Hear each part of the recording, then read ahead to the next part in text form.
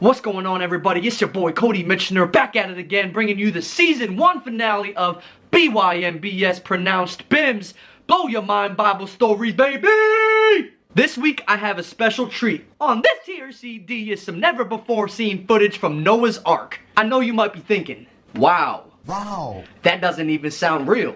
And I'm telling you that you aren't not wrong. And I was even skeptical at first, but after watching this, I obtained a newfound perspective on what it was like being on the ark. You see, last week I touched on Noah's faithfulness and what it took to build a literal ark. And that challenged us to think about the ark in our own lives. What thing, big event, or even a life-changing idea do we need to trust God with? You see, obedience brings blessing. Yes, sir. Yes. And in this story, Noah, the only righteous man left on earth, obeyed God even when it was hard. Today I want to talk to you about the blessings and promise that God brought to Noah for his obedience and faithfulness. But we first got to understand that the story of Noah did not finish when he got on the ark. Building it was putting his faith into action, but actually being on the boat required a monumental amount of trust. I think we get a decent glimpse into how Noah was feeling on the CD.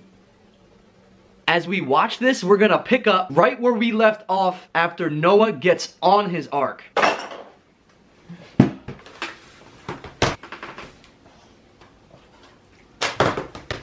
Whoops. Where's the file? Okay, there it is. Boom.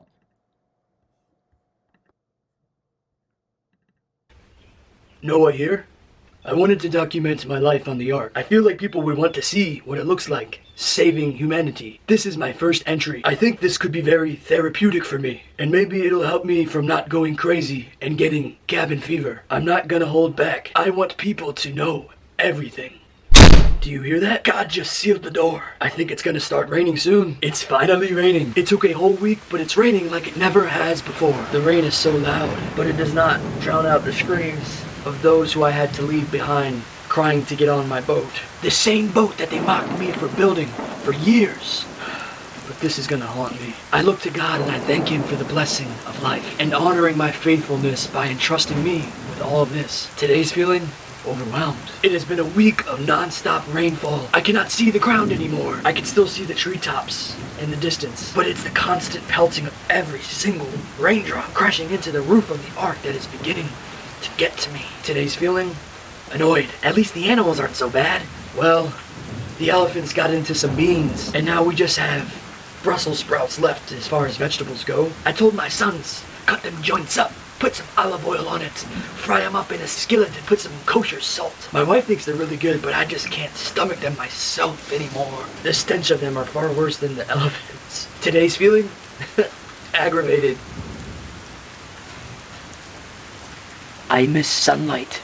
It's still raining. Today's feeling sad. It's finally stopped raining. For the first time since we've been on the ark, I don't hear raindrops. When I look out the window, all I see is water. The mountaintops have disappeared. I'm afraid that everything on the planet is gone, just like God said it would be. But I still trust God.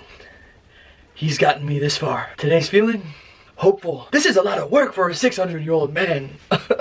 I forgot to bring my suitcase with all my shirts. This is my only one, and it's not even my favorite. Today's feeling naked.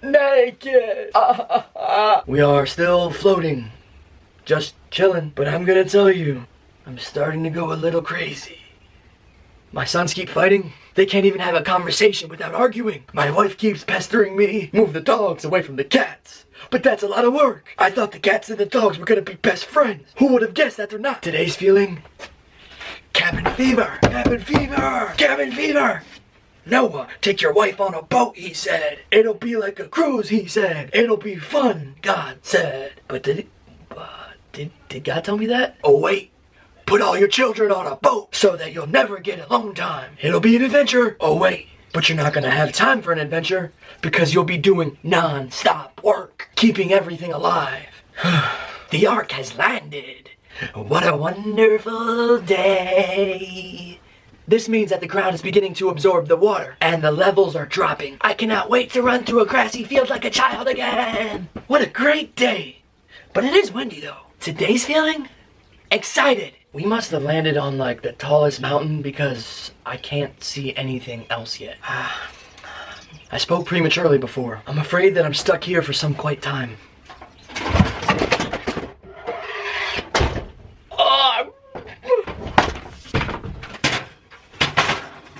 You ever hear the expression that something is so slow, it's like watching paint dry? I have a new one for you.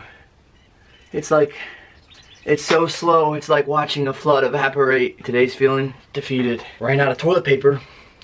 Things are starting to get weird. I'm beginning to see the tops of mountains again. I think we're getting close. I spoke too soon again.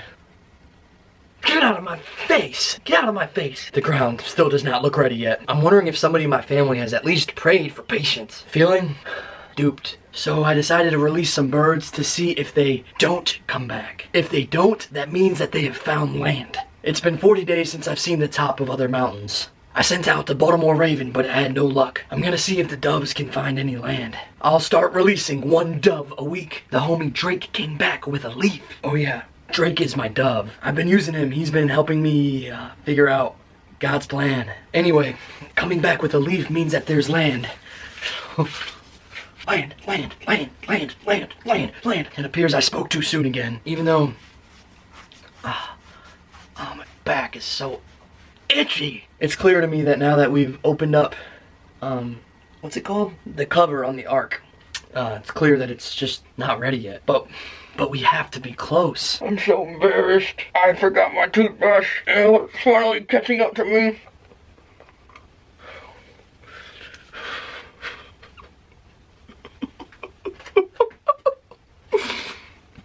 We have to be getting close. Today is the day. The land is dry, and God has commanded us to go out. I'm gonna miss this boat, but I'll be happy if I never have to go on here again. The smells alone make me want to throw up. Now, to get this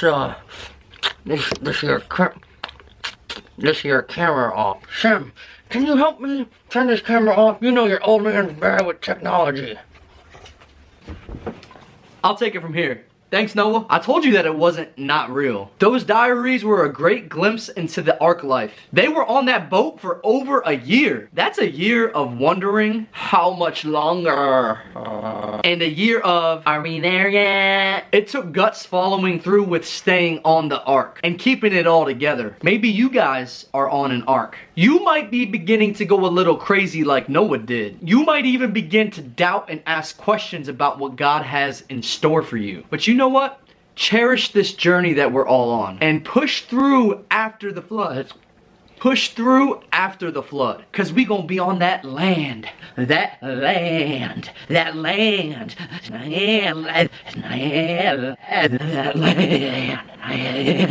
That's metaphorical, bro. The flood literally washed away all the evil and wickedness and took every living land creature except for what was on the Ark. The Ark carried life. It carried hope. It reminds me of space movies set in the future. The Earth is dying and humanity needs a home. We see a family leaving the Earth in a spaceship as we watch the Earth disappear in the background, and they are carrying the responsibility for continuing humanity. Yay! What an enormous amount of responsibility. Noah listened to God and he backed up his faith with action. God honored Noah's follow through on the Ark by entrusting Noah with great responsibility. Noah's faith saved humanity. Yo, thanks Noah. Thanks bro. Good looks. Muchos gracias. Probably cut that part out. Remember, obedience brings blessing. So, how does all this relate to you? After last week, have you figured out what is your Ark? Did you find it yet? Don't be discouraged if you haven't. Just keep on searching. If you've got your Ark,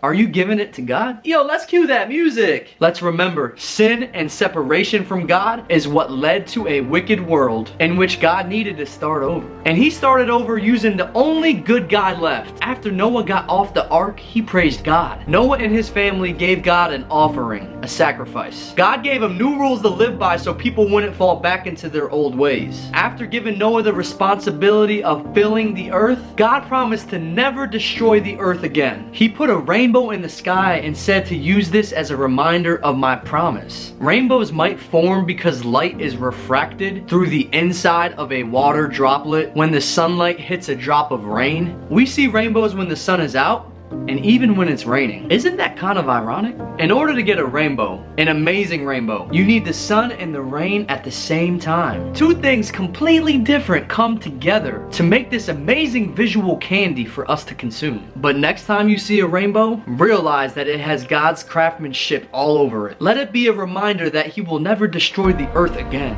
Let it remind us that if we are obedient and trust Him, He's gonna take care of us. That we are made in the image of God, and that God loves us. He loves you. He created us a rainbow, something so complex yet beautiful at the same time, to let you know that instead of destroying the world, God will one day send His Son to save it. All you gotta do is be like Noah. Have faith and build your ark. What is your ark? What thing in your life could only be achievable through faith in God? Do not hold yourself back. Do not be afraid. Have patience. Have trust. Have faith. What is God saying to you? And what are you going to do about it? It's time to start building. Until the next season of BYMBS, baby!